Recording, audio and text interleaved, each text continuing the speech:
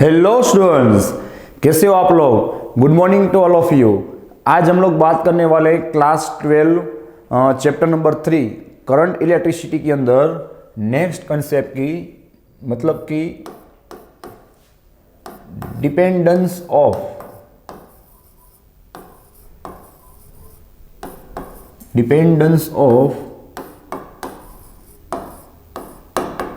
Resistance on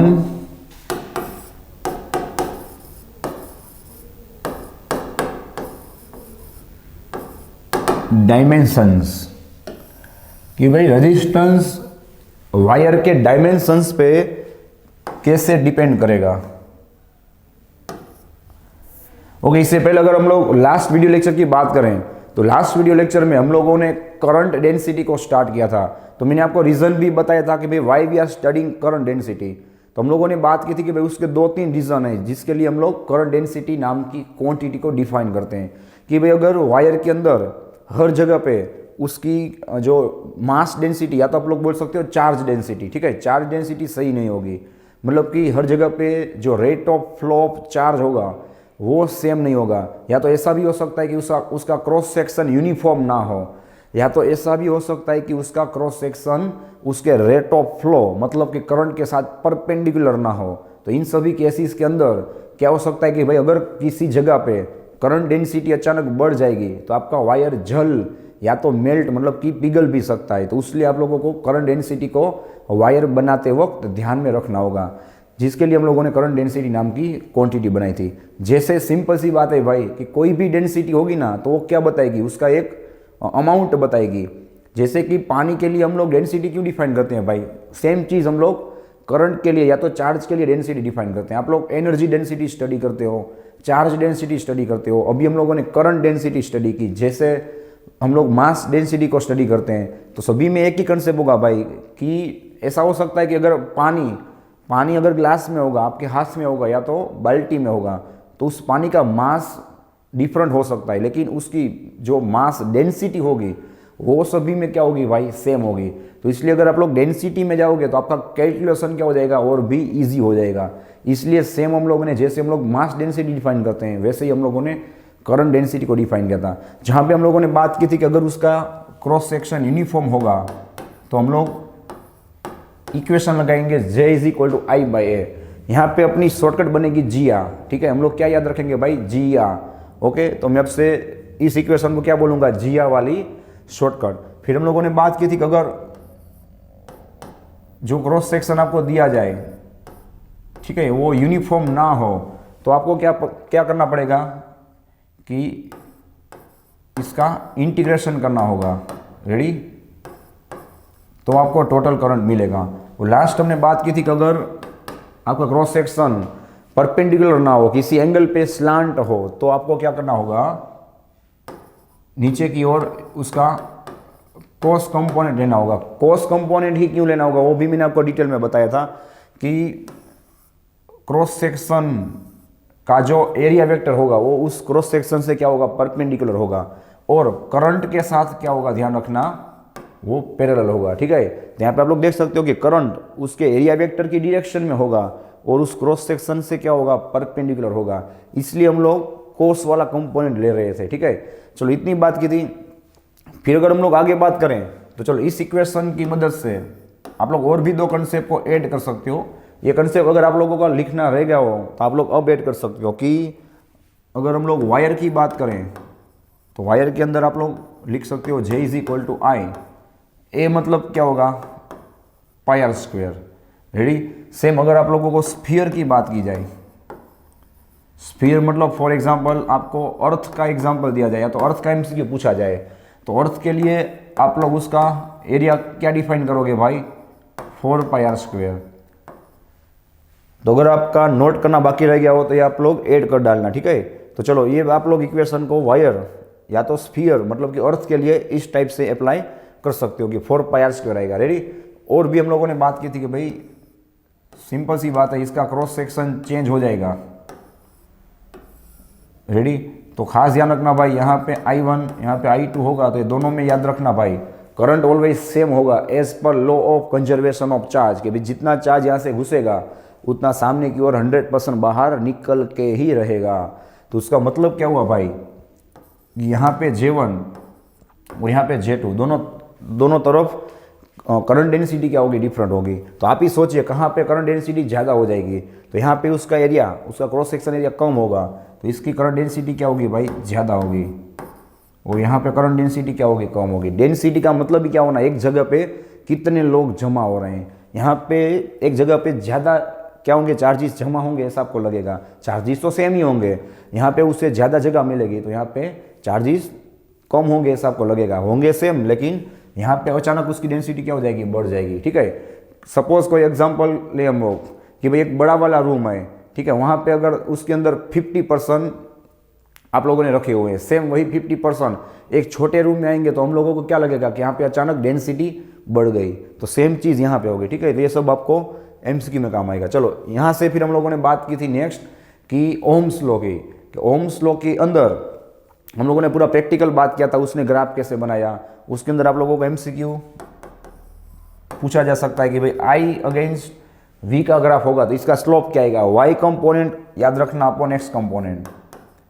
तो आपको क्या मिलेगा, 1/r is equal to you can say G मतलब कंडक्टेंस, जिसको हम लोगों ने बोला था स्लोप tan थीटा। ठीक है, अगर आप लोगों को V अगेंस्ट I का ग्राफ दिया जाए तो उसका स्लोप क्या आएगा, ध्यान रखना V/I, उसका स्लोप आएगा R। तो ये सब हम लोगों ने MCQ की बात की थी और हम लोगों ने बताया था कि भाई उसका ग्राफ क्यों लीनियर आएगा, बिकॉज वहाँ पे करंट पोटेंशियल डिफरेंस के प्रोपोर्शनल में होगा, जो उसने प्रैक्टिकल करके हमें बताया। ठीक है, फिर हम लोगों ने लास्ट में उसकी लिमिटेशंस पढ़ी थी, जिसको हम फास्ट रिवाइज करें तो फर्स्ट लिमिटेशन क्या थी भाई, कि टेम्परेचर चेंज हो जाएगा तो ओम्स लॉ वहाँ पे अप्लाई नहीं होगा। सेकंड लिमिटेशन क्या थी कि अगर आप लोग वोल्टेज की साइन को उल्टा कर दोगे तो ऐसी डिवाइसेस जहाँ पे वोल्टेज की साइन उल्टा करने से करंट चेंज हो जाएगा तो वहाँ पे ओम्स लॉ अप्लाई नहीं होगा। फॉर एग्जांपल डायोड, ट्रांजिस्टर, वो सब। फिर ऐसी डिवाइसेस जिसका ग्राफ लीनियर नहीं होगा, तो जिसमें एग्जांपल हम लोगों ने लिया था डायोड, कि डायोड का ग्राफ क्या था भाई, नॉन लीनियर था, तो वहाँ पे ओम्स लॉ अप्लाई नहीं कर सकते। और लास्ट में मैंने आपको बात की थी टनल डायोड, कि टनल डायोड में क्या होता था भाई कि अलग अलग वोल्टेज की वैल्यूज़ के लिए आप लोगों को कई बार, हर बार नहीं लेकिन कई बार आपको सेम करंट मिलता था, मतलब कि वहाँ पे ओम्स लॉ अप्लाई नहीं होता। और वहाँ पे मैंने आपको एक एक्स्ट्रा पॉइंट बताया था, नेगेटिव रेजिस्टेंस रीजन, कि भाई एक रीजन टनल डायोड के ग्राफ में ऐसा आएगा जहाँ पे वोल्टेज बढ़ने से करंट बढ़ना चाहिए लेकिन करंट घटेगा, जिससे आप लोग बोलोगे नेगेटिव रेजिस्टेंस रीजन। चलो तो अब हम लोग बात करते हैं न्यू कंसेप्ट की। यहाँ पे भी आप लोगों को कई सारी चीज़ एक्स्ट्रा सीखने मिलेगी, बहुत ही मजा आएगा। ओके, चलो भाई ये आप लोग नोट डाउन कर लेना। तो सबसे पहले हम लोग बात स्टार्ट करते हैं उसके प्रैक्टिकल से ही। जैसे हम लोगों ने अभी रिवीजन किया वही चीज़ें आज काम आने वाली हैं। चलो ओहम ने कौन सा प्रैक्टिकल किया था भाई, कि वायर के अंदर उसने वोल्टेज लगा के करंट को फाइंड किया, फिर उसका ग्राफ बनाया।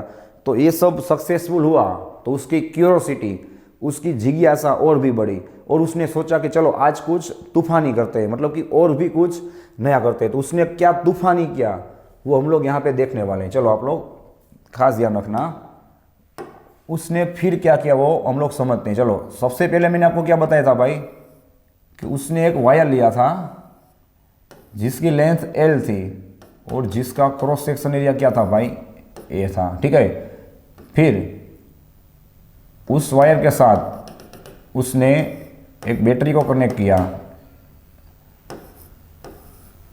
और बीच में उसने, आपको पता ही होगा, एमीटर को कनेक्ट किया और इसके साथ उसने वोल्ट मीटर को कनेक्ट किया।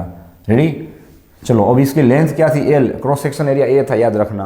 अब उसकी क्यूरोसिटी और भी बढ़ी तो उसने क्या किया, उसने सोचा कि चलो भाई अगर मैं इसी वायर की लेंथ को डबल कर दूं तो, अगर मैं इसी वायर की लेंथ को डबल कर दूं तो क्या होगा।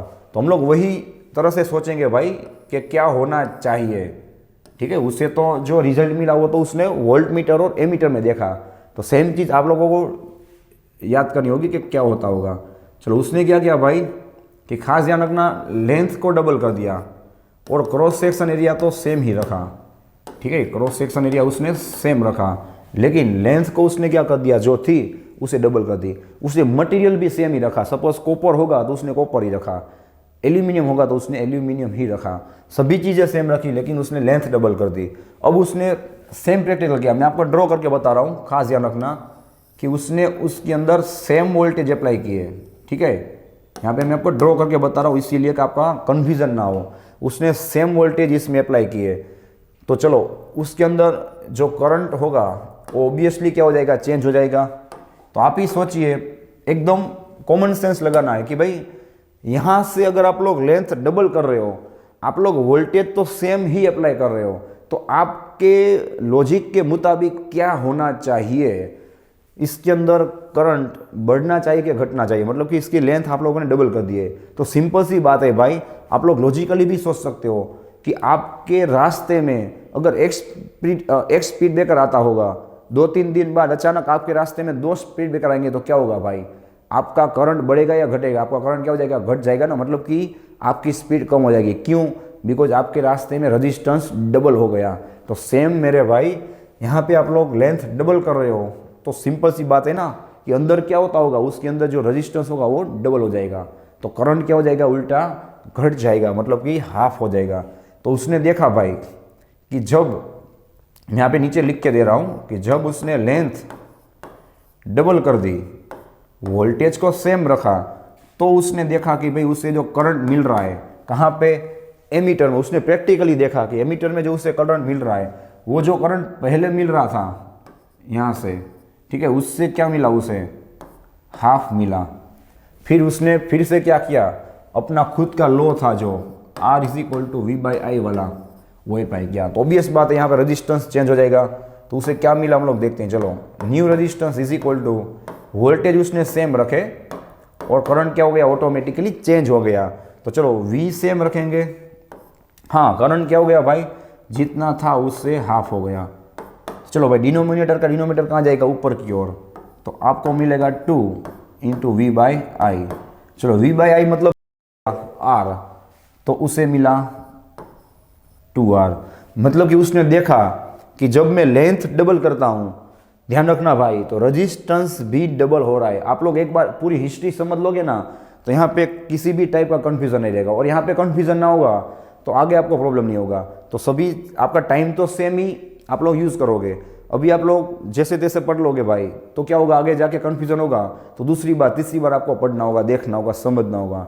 तो सभी चीज़ों में टाइम तो सेम ही रहेगा। तो चलो खास सोच के समझ के आप लोग बताना कि उसने लेंथ डबल की तो उसका रजिस्टेंस भी डबल हो गया। उसका मतलब उसने फाइनली क्या रिजल्ट बताया कि भाई resistance is proportional to length, length के प्रोपोर्शनल है। मतलब कि लेंथ अगर बढ़ेगी तो उसका रजिस्टेंस भी क्या हो जाएगा भाई, चेंज हो जाएगा, बढ़ जाएगा। रेडी, सामने की ओर उसने दूसरा प्रैक्टिकल किया। चलो भाई खास ध्यान रखना। अब उसने क्या किया भाई, वायर का जो क्रॉस सेक्शनल एरिया था, ठीक है, उसको डबल कर दिया।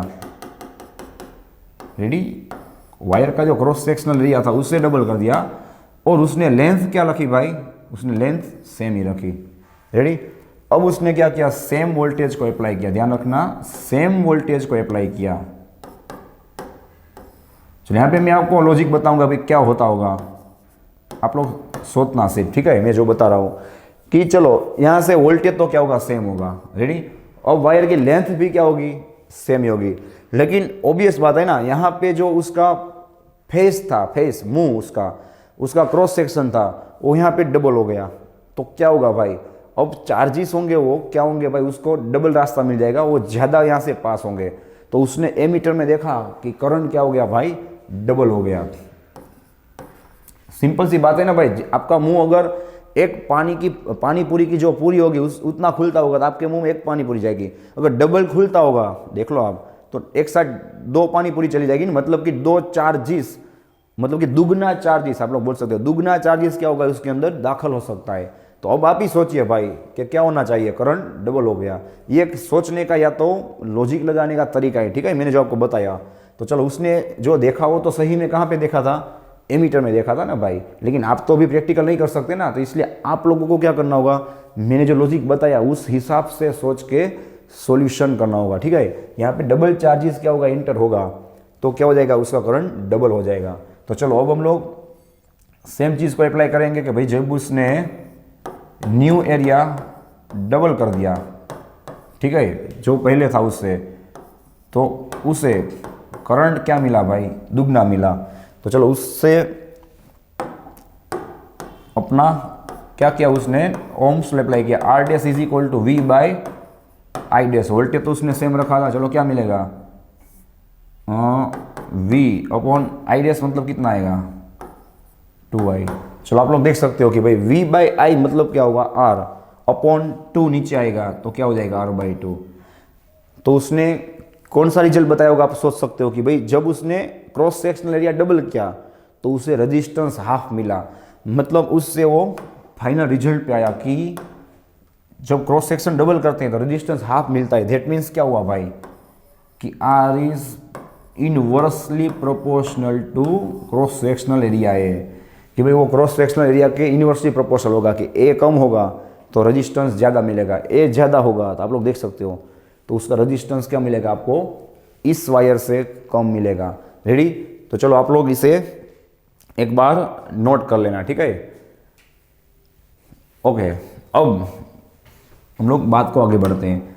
अब इन दोनों रिजल्ट को ये क्या करेंगे, हम लोग मिक्स करेंगे। मतलब कि हमें दो रिजल्ट मिले ना भाई, R is proportional to A L and R is proportional to 1/a। Ready, तो इन दोनों को उसने क्या किया भाई, मर्ज कर दिया, तो उसे मिला R is proportional to L by A. Ready, अब ऑब्वियस सी बात है कि अगर हम लोग प्रोपोर्शनल की साइन को रिमूव करेंगे तो एक कांस्टेंट अप्लाई करना होगा ना।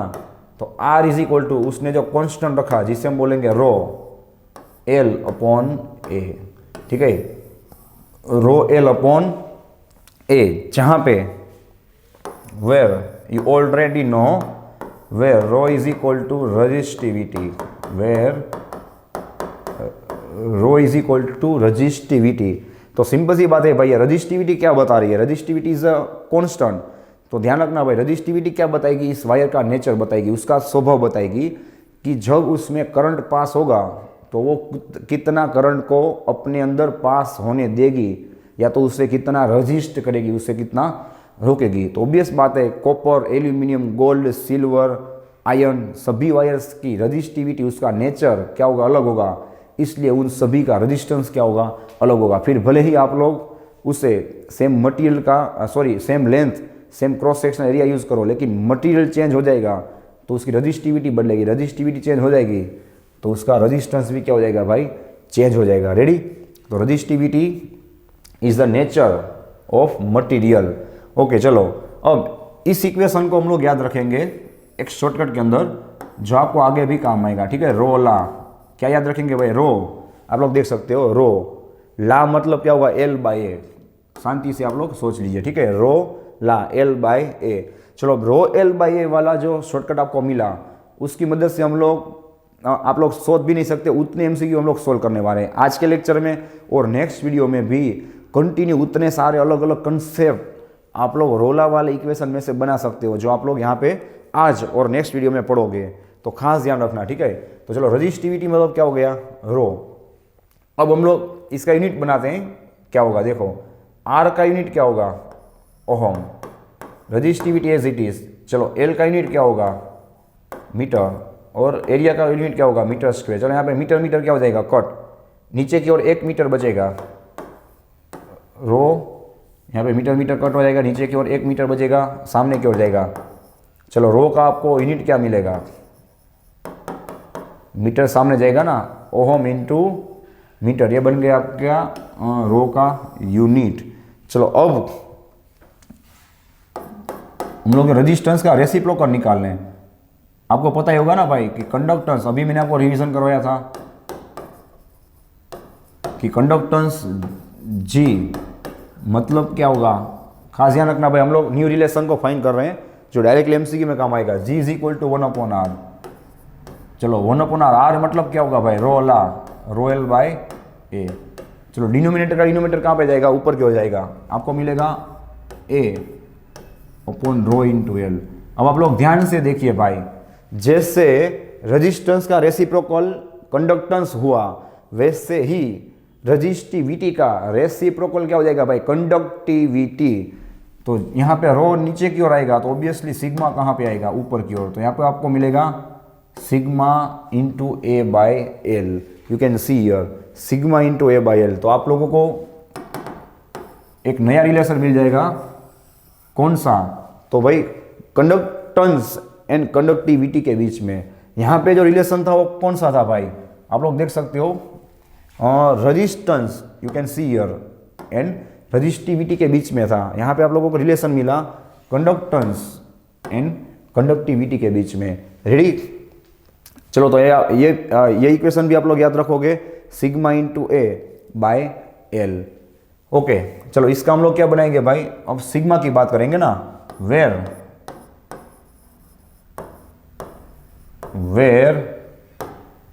क्या आएगा भाई, sigma is equal to 1 by rho is equal to 1 upon resistivity, मतलब it is reciprocal of resistivity is called conductivity. चलो डायरेक्ट यहाँ पे लिखेंगे हम लोग, जिसको आप लोग डिफाइन करोगे कंडक्टिविटी। तो ये सभी क्वांटिटीज याद रखना भाई, आप लोगों को इसी चैप्टर में आगे बहुत ही काम आने वाली है। तो सिग्मा क्या होगा, कंडक्टिविटी होगा। चलो इसका यूनिट फटाफट हम लोग बनाएंगे, sigma is equal to 1 upon rho. तो इसका यूनिट क्या होगा भाई, अभी हम लोगों ने रो का यूनिट बनाया ना, रो का यूनिट क्या होगा, ओहम इंटू मीटर। तो यहाँ पे आप लोग पुट करोगे ओहम इंटू मीटर। चलो ऊपर क्या हो जाएगा, क्या हो जाएगा, ओहम इनवर्स मीटर इनवर्स। चलो लास्ट लेक्चर में मैंने आपको करवाया था कि भाई ओहम इनवर्स मतलब क्या होगा, ओहम इनवर्स मतलब मोह इंटू मीटर इनवर्स। फिर इसका आप लोग उल्टा साइन भी लिख सकते हो। रेडी, और मैंने आपको और एक चीज़ बताई थी कि ओहम इनवर्स मतलब आप लोग साइमन भी लिख सकते हो, ठीक है, साइमन इंटू मीटर इनवर्स। तो ये सभी यूनिट किसके हो जाएंगे भाई, कंडक्टिविटी के हो जाएंगे। रेडी, चलो और एक मैं आपको 11th का कंसेप्ट याद करवा रहा हूँ, आपको बहुत ही मजा आएगा अगर आपको याद होगा। तो अगर याद नहीं होगा तो मैं यहाँ पे आपको लोगों को जबरदस्त शॉर्टकट देने वाला हूँ, आपको लाइफ टाइम याद रहेगा, ठीक है। और ये दोनों कंसेप्ट का 100% एक दूसरे के साथ कुछ ना कुछ रिलेशन है, कुछ ना कुछ लॉजिक है। तो चलो आप लोग खास ध्यान रखना, 2 ही मिनट लगेगा, ठीक है। लेकिन आपका फायदा क्या होगा कि आपका पुराना कंसेप्ट और एक कंसेप्ट दोनों आप लोग एक साथ याद रख सकते हो, तो माइंड में उतना आपका मेमोरी पावर कम यूज होगा। ओके, चलो भाई याद कीजिए कुछ, एक मोस्ट टाइम भी कंसेप्ट था 11th स्टैंडर्ड के अंदर, chapter number 11 thermal properties of matter के अंदर एक मोस्ट टाइम भी कंसेप्ट था कि थर्मल रेजिस्टेंस आप लोग उसे बोलते थे। अगर किसी ने पढ़ा होगा तो बात है, ठीक है, सभी स्टूडेंट को अगर शायद पता भी नहीं होगा क्योंकि एनसीईआरटी में ये कंसेप्ट नहीं दिया हुआ था, ठीक है, जीनीट में काम आएगा। तो थर्मल रेजिस्टेंस का इक्वेशन था L अपॉन के इंटू ए। देखो आप L अपॉन के इंटू ए, जहाँ पे L मतलब लेंथ, वो तो आपको पता ही होगा, A मतलब क्रॉस सेक्शनल एरिया, लेकिन यहाँ पे K क्या था, जहाँ पे K था उसकी थर्मल कंडक्टिविटी। जैसे इलेक्ट्रिक कंडक्टिविटी हम लोग पढ़ते हैं ना भाई, वैसे थर्मल कंडक्टिविटी। इलेक्ट्रिक कंडक्टिविटी किसके लिए होती है, करंट के लिए होती है। तो सेम थर्मल कंडक्टिविटी किसके लिए होती है, हीट करंट के लिए होती है, हीट करंट के लिए। रेडी, तो अब आप लोग कंपैरिजन कीजिए मेरे भाई, कंपैरिजन कीजिए कि ये इक्वेशन दोनों कितने मिलते जुलते हैं। देखो यहाँ पे होगा ये इलेक्ट्रिक रेजिस्टेंस, यहाँ पे होगा ये थर्मल या तो हीट रेजिस्टेंस। यहाँ पे ऊपर लेंथ L आएगी, यहाँ पे भी ऊपर लेंथ L आएगी, यहाँ पे नीचे ए रेजिस्टेंस आएगा, सॉरी ए एरिया आएगा, यहाँ पे भी ए एरिया नीचे आएगा। अब यहाँ पे रो ऊपर क्यों आ रहा है, आप लोग लॉजिक लगाइए, बिकॉज रो इज रजिस्टिविटी। और यहाँ पे के नीचे की ओर क्यों आ रहा है भाई, बिकॉज इट इज कंडक्टिविटी। तो ये दोनों रेसिप्रोकल होंगे ना भाई, यहाँ पे रो ऊपर होगा तो ऑब्वियसली यहाँ पे के कहाँ पे होगा, नीचे की ओर ही होगा ना। तो ये दोनों क्या हो जाएंगे भाई, सेम ही हो जाएंगे। तो मैं फिर से इस इक्वेशन को लिख रहा हूँ, देखो इलेक्ट्रिक रेजिस्टेंस, चलो क्या था भाई, रोयल भाई, आपको बहुत ही मजा आएगा। रो मतलब क्या होगा, यू कैन सी हियर, रो को मैं ऊपर की ओर ले जाऊंगा, सिग्मा आएगा नीचे की ओर। रो मतलब क्या, मैं 1 अपॉन सिग्मा लिख सकता हूँ इंटू L अपॉन ए। देखो आप, तो आपको मिलेगा L अपॉन सिग्मा इंटू ए। ये सभी चीज़ें याद रखना आप लोगों को एमसीक्यू में काम आएंगी।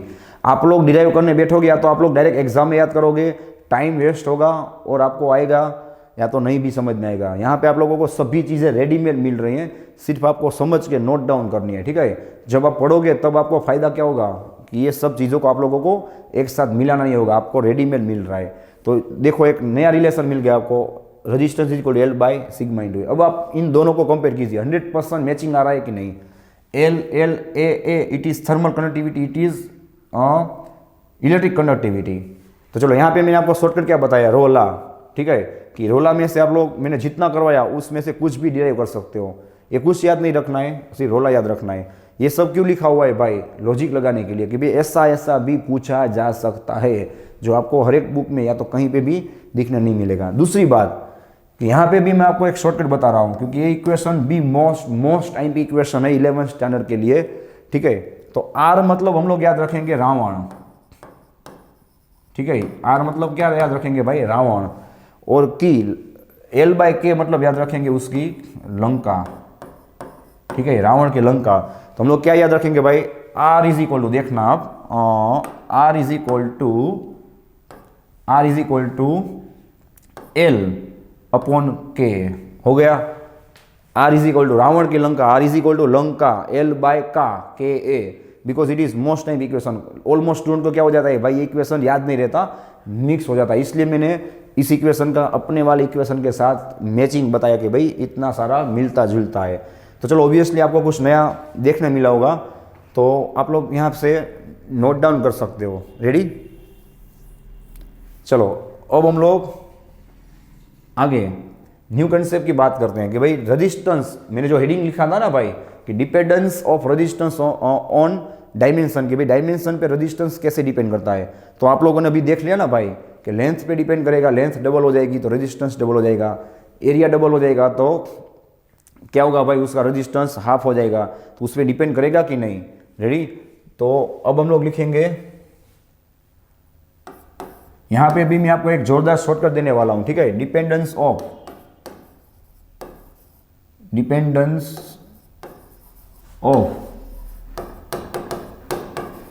रेजिस्टेंस, यहां पे मैंने देखो सिर्फ डिपेंडेंस ऑफ रेजिस्टेंस लिखा हुआ है, ऑन डायमेंशन नहीं लिखा हुआ, क्योंकि यहां पे डायमेंशन के अलावा भी कंसेप्ट हो सकता है, ठीक है। तो चलो भाई, सबसे पहले रेजिस्टेंस डिपेंड करेगा सबस्टेंस के मटेरियल पे, सबस्टेंस के मटेरियल पे डिपेंड करेगा, ठीक है। फिर अभी हम लोगों ने पढ़ा ना, उसके क्रॉस सेक्शनल एरिया पे भी डिपेंड करेगा, मतलब कि ए, ओके। फिर अभी हम लोगों ने पढ़ा कि उसकी लेंथ, मतलब कि वायर की लेंथ पे डिपेंड करेगा। और लास्ट आप लोगों को पता होना चाहिए भाई कि वो टेम्परेचर पे भी डिपेंड करेगा। ऑब्वियस बात है ना, आप लोग अभी आगे पढ़ने ही वाले हो कि भाई टेम्परेचर चेंज होगा तो ऑब्वियसली रेजिस्टेंस क्या होगा भाई, चेंज हो जाएगा। तो चलो इससे हम लोग याद रखेंगे, और एक शॉर्टकट के फॉर्म में। रेडी, मालती क्या याद रखेंगे भाई, हम लोग याद रखेंगे, चलो मैं आपको हिंदी में लिख के बता रहा हूँ, मालती, ठीक है। तो मालती में क्या आएगा, एम मतलब मटेरियल, ए मतलब एरिया, एल मतलब लेंथ और टी मतलब टेम्परेचर। तो इन चारों चीज़ों पे रेजिस्टेंस ध्यान रखना भाई, resistance, I am talking about resistance will dependent on material, area, length and temperature. Material मतलब आप लोग समझ सकते हो ना भाई, मटेरियल मतलब क्या होगा भाई, type of substance that you are using, कौन सा सब्सटेंस आप लोग यूज कर रहे हो, उसका नेचर भी बोल सकते हो, ठीक है। उस पर वो डिपेंड करेगा कि भाई जो अगर मटेरियल चेंज हो जाएगा, ठीक है, यहाँ पे कॉपर होगा, चलो यहाँ पे एल्यूमिनियम होगा, दोनों की लेंथ भले ही ना सेम होगी, दोनों का एरिया भले ही ना सेम होगा, सभी चीज़ें सेम होगी, लेकिन दोनों का मटेरियल अलग है ना, तो क्या होगा भाई, दोनों का रेजिस्टेंस भी अलग आएगा, बिकॉज दोनों की रेजिस्टिविटी क्या होगी, अलग होगी। हाँ, और ये किस पे डिपेंड नहीं करेगा उसकी हम लोग बात करते हैं। चलो ये किस पे डिपेंड नहीं करता है, तो हाँ चलो इसमें नहीं आएगा, सॉरी रजिस्टिविटी में आएगा, यहाँ पे तो इतना ही आएगा। रजिस्टिविटी में हम लोग एक पॉइंट एक्स्ट्रा लिखने वाले हैं, तो चलो इसे आप लोग नोट डाउन कर लीजिए कि किस पे डिपेंड करेगा। मालती, आप लोगों को मालती वाली शॉर्टकट याद रखनी है, लेकिन I am talking about resistance. चलो अब हम लोग बात करेंगे भाई रजिस्टिविटी किस पे डिपेंड करती है। खास ध्यान रखना, ये सभी चीजें भी एमसीक्यू में काम आएंगी। डिपेंडेंस ऑफ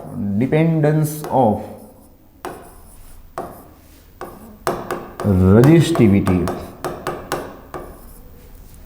यहाँ पे रजिस्टिविटी की बात हो रही है।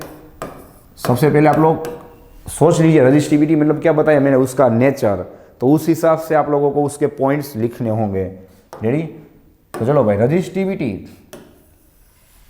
एक तो डिपेंड करेगी उसके आसपास के टेम्परेचर पे। रेडी? फिर प्रेशर या तो मैकेनिकल स्ट्रेस पे, मैकेनिकल स्ट्रेस जो आप लोग एनसीईआरटी के 11th स्टैंडर्ड के चैप्टर नंबर 9 में पढ़ोगे, या तो आप लोगों ने पढ़ा ही होगा। स्ट्रेस, मैकेनिकल स्ट्रेस मतलब वन टाइप ऑफ वो उसमें प्रेशर ही जनरेट होगा, ठीक है, और आसपास के प्रेशर पे डिपेंड करेगा। फिर वो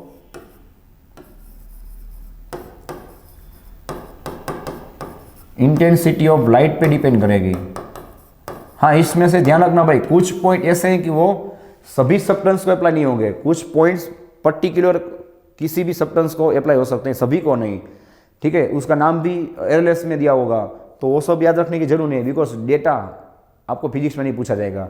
लेकिन इतना ध्यान में रखना है कि वो डिपेंड लाइट पे भी हो सकती है। हाँ, सभी के लिए हो सकती है, उसकी कोई गारंटी नहीं है, ठीक है, लेकिन हो सकती है। कुछ सब्सटेंस ऐसे होंगे जिसके लिए वो डिपेंड करेगी। चलो भाई, फिर वो डिपेंड करेगी इम्प्योरिटी पे। तो ऑब्वियस बात है ना भाई, आप लोग इम्प्योरिटी उसमें डाल दोगे तो ऑब्वियसली उसका नेचर थोड़ा क्या हो जाएगा, बदल जाएगा, उसका रेजिस्टेंस बदल जाएगा, उसकी रजिस्टिविटी क्या हो जाएगी, चेंज हो जाएगी। तो उस पर डिपेंड करेगा।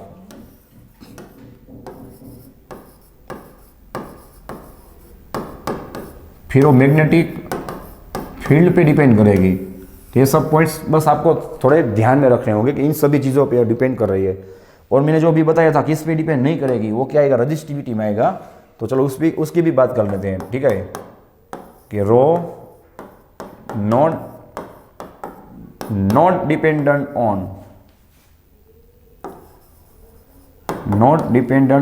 On dimensions. ध्यान रखना भाई, इससे डायमेंशन से कोई मतलब नहीं है, बिकॉज इट इज नेचर। मैं हर बार बता रहा हूं, it is nature of substance. Dimension से कुछ मतलब नहीं है। फॉर एग्जाम्पल, खास ध्यान रखना भाई, फॉर एग्जाम्पल यहाँ पे आप लोग देख सकते हो एक कॉपर का वायर, सेम यहाँ पे आप लोग देख सकते हो दूसरा कॉपर का वायर। आप लोग देख सकते हो कि दोनों का क्रॉस सेक्शनल एरिया, ठीक है, वो दोनों की लेंथ अलग है। फिर भी याद रखना, इन दोनों का रजिस्टिविटी तो क्या होगा, सेम ही होगा ना, because it is the nature of substance. दोनों में कॉपर ये है ना भाई, तो दोनों की याद रखना रजिस्टिविटी क्या होगी, सेम होगी। फिर भी दोनों का रेजिस्टेंस सेम नहीं होगा। क्यों भाई? Because resistance is dependent on dimension, right. Where is rho is not dependent on dimension. उसे डायमेंशन से कोई मतलब नहीं है। वो तो क्या है भाई, रजिस्टिविटी, वो नेचर है, वो थोड़ी ना बदलेगी। कॉपर का नेचर तो सेम ही रहेगा, करंट को रजिस्ट करने का। तो चलो, रजिस्टिविटी सेम रहेगी, रेजिस्टेंस क्यों बदल गया, बिकॉज यहाँ पे लेंथ और एरिया बदल रहा है, इसलिए। तो ये कंसेप्ट भी आपको काम आएगा। और एक कंसेप्ट की बात हम लोग एक्स्ट्रा कर ले रजिस्टिविटी के अंदर, कि भाई सुपर कंडक्टर की अगर हम लोग बात करें, नाम वैसा काम। रेडी? सुपर कंडक्टर की अगर हम लोग बात करें तो भाई सुपर कंडक्टर के लिए उसकी रजिस्टिविटी क्या होगी भाई, जीरो होगी। आइडियली हम लोग बात कर रहे हैं, ऐसी दुनिया में कोई चीज़ ही नहीं है कि जिसकी रजिस्टिविटी जीरो होगी। आइडियली हम लोग सोच रहे हैं, because it is super conductor, नाम ऐसा काम। सुपर कंडक्टर मतलब कि उसकी कंडक्टिविटी सुपर होगी, मतलब कि हाईएस्ट या तो इनफाइनाइट होगी। तो इसकी रजिस्टिविटी क्या होगी, ऑब्वियसली जीरो ही होगी ना भाई। और इससे उल्टा इसकी कंडक्टिविटी क्या होगी, कंडक्टिविटी उसकी इनफाइनाइट होगी, बहुत ही ज़्यादा होगी। रेडी? तो इतने पॉइंट्स आपको रजिस्टिविटी के बारे में पता होने चाहिए जो मैंने आपको एक्स्ट्रा बताई। ठीक है, चलो अब लोग आगे बढ़ते हैं सेम कंसेप्ट की ओर, लेकिन कुछ नया। चलो तो ये आप लोग नोट डाउन कर लीजिए।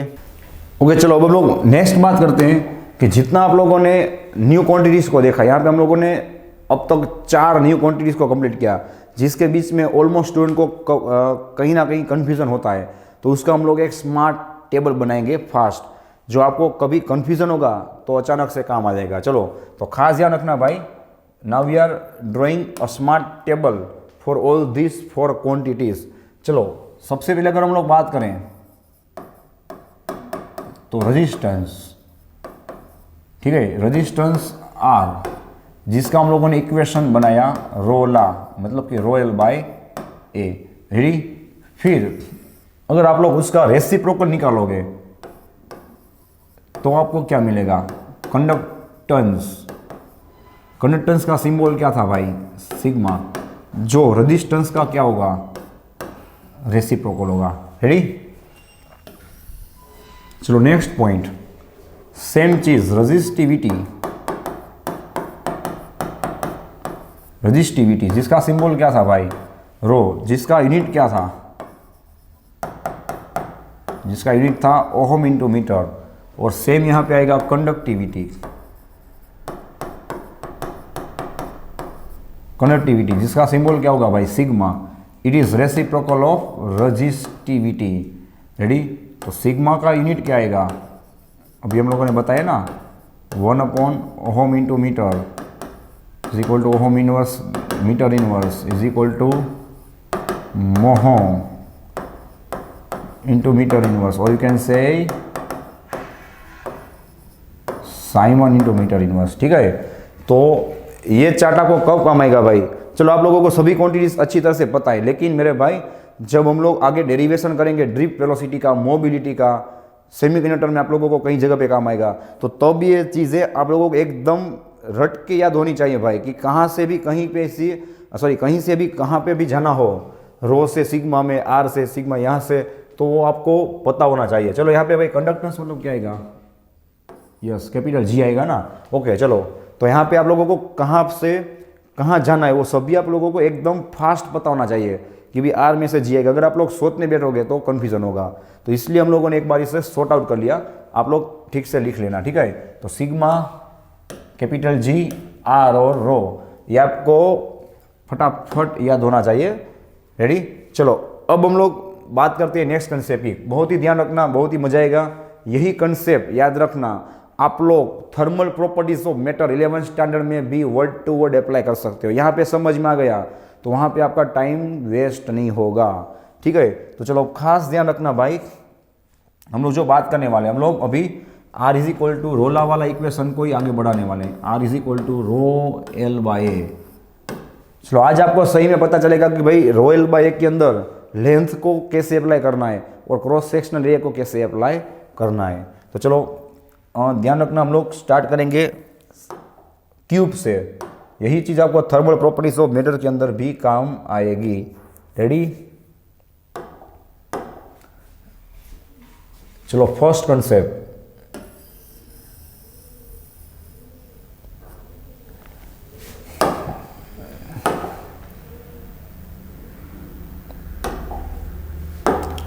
अब suppose we are applying potential difference to the left and right side of the cube। आप लोग लेफ्ट और राइट साइड क्यूब की करंट अप्लाई कर रहे हो तो ऑब्वियसली करंट यहां से निकलेगा। तो खास ध्यान रखना भाई, जितना डिस्टेंस करंट या तो 11 स्टैंडर्ड में हीट कवर करेगी ना, उससे आप लोग क्या बताओगे पता है? उस क्यूब की, उस सब्सटेंस की लेंथ बोलोगे। ठीक है, तो यहां पे तो मैं सेम ही लिखने वाला हूं। चलो length, breadth and height. Ready? तो यहां पे कितना डिस्टेंस कवर करेगी वो देख लो आप। यहां से लेके यहां तक चार्ज या तो करंट इतना डिस्टेंस इस क्यूब के अंदर कवर करके माइनस की ओर पहुंच जाएगा। ओके, तो चलो इसका क्रॉस सेक्शनल एरिया क्या होगा? You can see here. तो क्रॉस सेक्शनल एरिया का मतलब क्या होगा? मैंने आपको बताया था जहाँ से चार्जेस एंटर होंगे और जहाँ से चार्जेस बाहर निकलेंगे उसे हम लोग एक्चुअल में क्या बोलते हैं, cross section area. Same cheese thermal properties of matter के अंदर क्या बोलोगे कि जहाँ से हीट एंटर होगी, जहाँ से बाहर निकलेगी, उसे आप लोग क्रॉस सेक्शन एरिया कहोगे। ठीक है, ये कंसेप्ट ध्यान रखना भाई। जब आपकी भूल पड़ेगी, मिस्टेक होगी ना, तब आपको समझ में आएगा कि भाई नहीं, ये लॉजिक तो लगाना ही होगा। आप लोग डायरेक्ट रटोगे तो पॉसिबल ही नहीं है अप्लाई करना। तो चलो यहाँ पे हमारा इक्वेशन कौन सा लगेगा, आर इज इक्वल टू, ध्यान रखना भाई, रो। यहाँ पे एल मतलब क्या होगा, जितना चार्ज डिस्टेंस कवर करेगा, कितना डिस्टेंस कवर करेगा, एल जितना, एल अपॉन एरिया मतलब क्या होगा, क्रॉस सेक्शनल एरिया, जहाँ से चार्ज एंटर होगा उस सरफेस का एरिया। तो चलो यहाँ पे चार्ज यहाँ से एंटर हो रहा है, इस सरफेस का एरिया कितना होगा, इसकी ब्रेथ और इसकी हाइट। यहाँ पे भी देख सकते हो, breadth you can see here into height, ये क्या हो जाएगा, इसका पूरा एरिया हो जाएगा। तो यहाँ पे आप लोग क्या लिखोगे भाई, नीचे ब्रेथ इनटू हाइट। रेडी, चलो अब नेक्स्ट बात करते हैं। अब आपको कुछ नया देखने मिलेगा यहाँ से। अगर कंसेप्ट चेंज होगा तो आप लोग क्या करोगे, चलो देखो। अब suppose we are applying the voltage, the potential difference to the top and the bottom part of this cube. Ready, यहाँ पे आप लोग अगर वोल्टेज या तो पोटेंशियल डिफरेंस अप्लाई कर रहे हो तो भी इस बात है। अब ध्यान रखना भाई, अब जो चार्ज डिस्टेंस कवर करेगा वो क्या होगा, इसकी हाइट के जितना होगा ना, ऊपर से नीचे की हो जाएगा। तब यहाँ पे एच, चलो डायमेंशन के नाम तो मैं सभी पे सेम ही लिखने वाला हूँ, ठीक है, एल बी एच। ओके, अब क्या होगा देखो आप, इसका क्रॉस सेक्शनल एरिया क्या होगा, जहाँ से चार्ज एंटर होगा। तो अब मेरे भाई इसका क्रॉस सेक्शनल एरिया क्या हो जाएगा, बदल जाएगा। रेडी, कैन सी हियर, अब इसका क्रॉस सेक्शन एरिया बदल जाएगा। तो रेजिस्टेंस का इक्वेशन क्या होगा, ध्यान रखना भाई। अब आप लोग रट के जाओगे तो यहाँ पे लेंथ नहीं लिख सकते। अब क्या होगा, ये डिस्टेंस कितना कवर करेगा, एच, तो ये आपका लॉजिक होगा जो सही से अप्लाई करना है। और एरिया कितना होगा, जितना इस ऊपर वाले पार्ट का या तो नीचे वाले पार्ट का एरिया होगा, मतलब कि लेंथ इंटू ब्रेथ। ओके, यहाँ पे क्या होगा भाई, लेंथ इंटू ब्रेथ होगा। और चलो और एक चांस है आपके पास, लास्ट।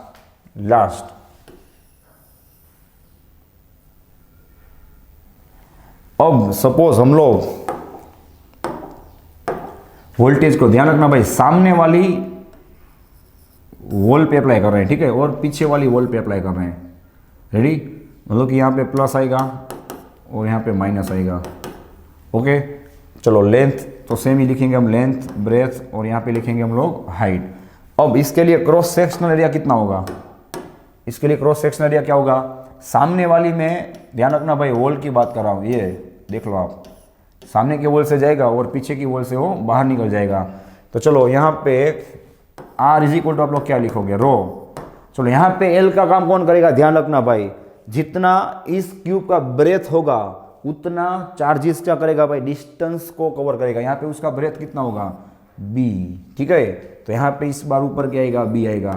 और इसका क्रॉस सेक्शन एरिया क्या होगा, आप लोग क्लियर देख सकते हो ना, एल, इसका हाइट क्या होगा, एच। तो मैं यहाँ पे हाईलाइट कर रहा हूँ, ठीक है, एल इंटू एच, तो क्या हो जाएगा, L multiply by H. Ready, तो इस तरह से आप लोग लेंथ और क्रॉस सेक्शन एरिया को पहचानोगे। कैसे, तो जितना डिस्टेंस कवर करेगा चार्ज वो उसकी लेंथ बन जाएगी, और जहाँ से चार्ज घुसेगा और बाहर निकलेगा वो उसका क्रॉस सेक्शनल एरिया बन जाएगा। तो चलो इसको आप लोग नोट डाउन कर लो।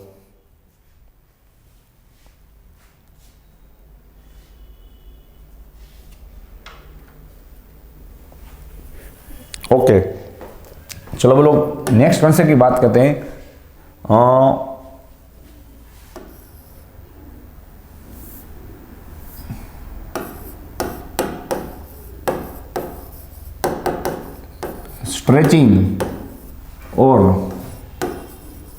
स्ट्रेचिंग और contracting the wire.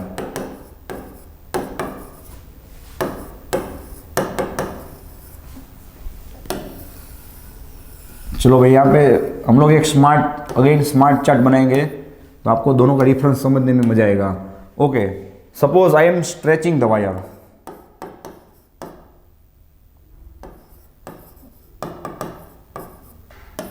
Stretching the wire means यहाँ पे मैं उसकी इनिशियल कंडीशन बता रहा हूँ, चलो ध्यान रखना भाई, कि पहले इस वायर का लेंथ L था और उसका एरिया A था और उसका रेजिस्टेंस क्या था R।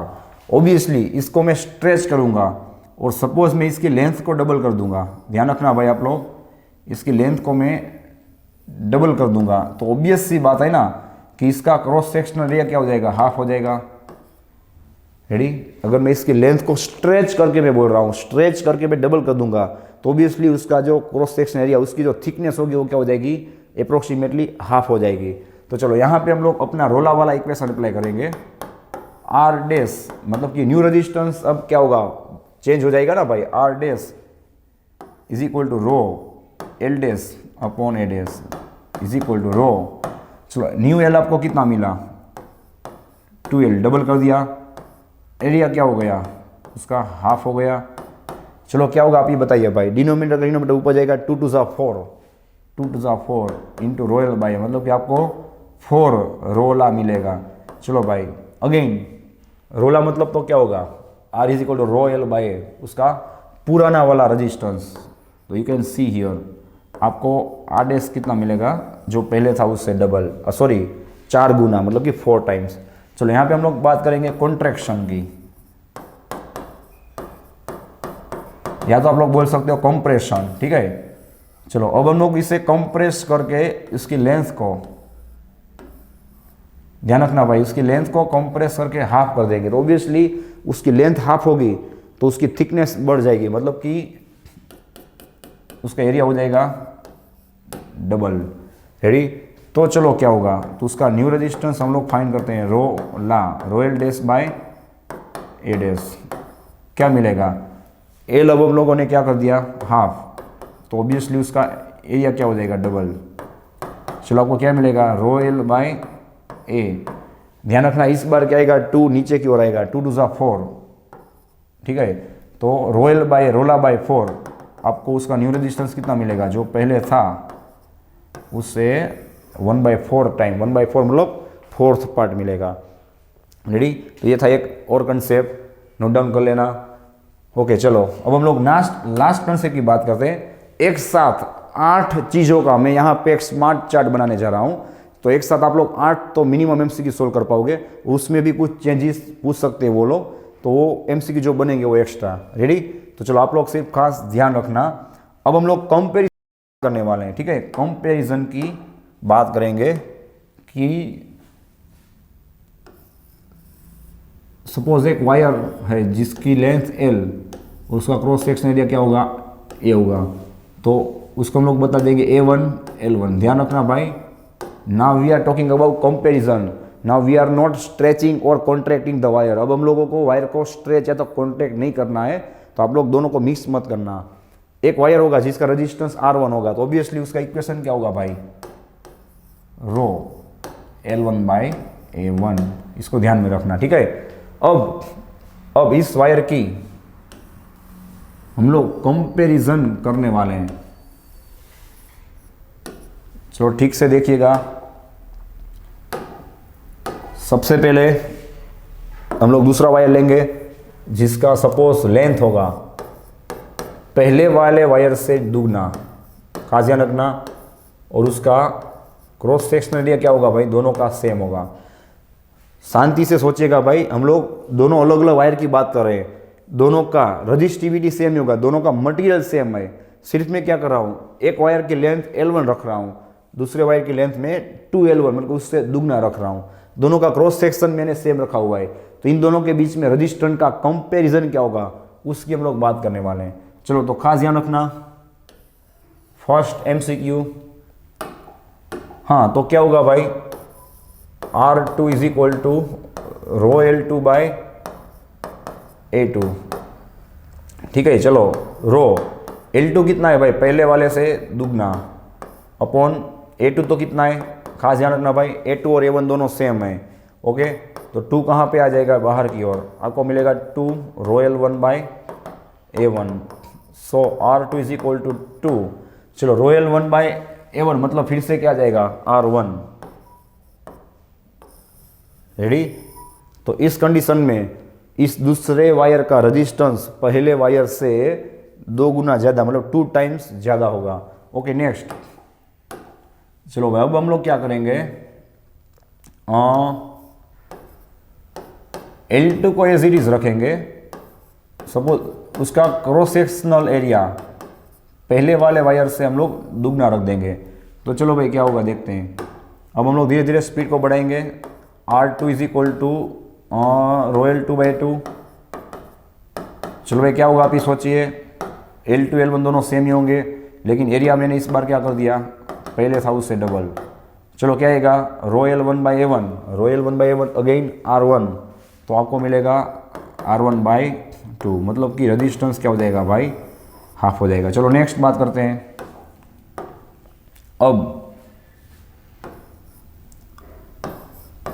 अब मैं दूसरे वायर की लेंथ पहले वायर की लेंथ से हाफ रखूंगा, लेकिन दोनों का एरिया सेम ही रखूंगा, तो क्या होगा भाई, चलो आप बताते जाना क्या होगा।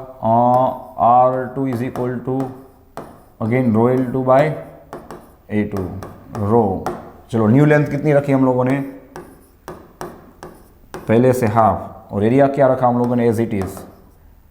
चलो भाई क्या होगा, ρL1/2A1, तो आपको न्यू रेजिस्टेंस कितना मिलेगा, अगेन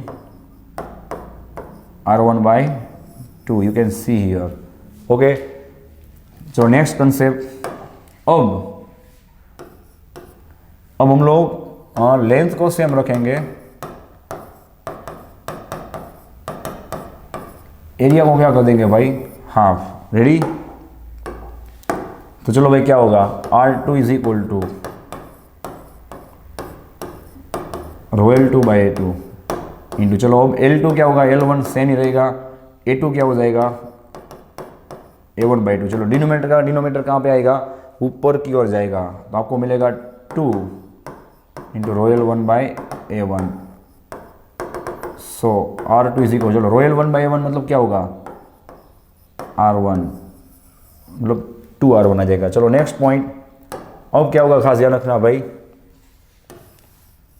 अब दोनों का हम लोग सेम चेंज करेंगे, दोनों की बारी। सो लेंथ को भी चेंज करेंगे और क्रॉस सेक्शनल एरिया को भी, दोनों को मैंने डबल कर दिया। तो अब क्या होगा, R2 is equal to ρL2/A2। चलो L2 कितना आएगा, 2L1, A2 कितना आएगा, 2A1, 2 कट हो जाएगा, आपको दोनों के यहाँ मिलेंगे सेम ही मिलेंगे। रेडी, चलो नेक्स्ट पॉइंट क्या होगा,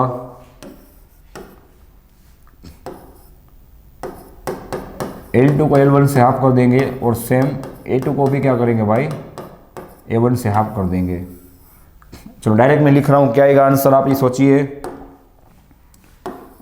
R2 is equal to ρL1/2 upon A1/2। चलो यहाँ पे सेम 2 कट हो जाएगा, आपको मिलेगा ρL1/A1, मतलब कि दोनों के रेजिस्टेंस क्या होंगे, सेम होंगे। रेडी, चलो नेक्स्ट कंसेप्ट की बात करें।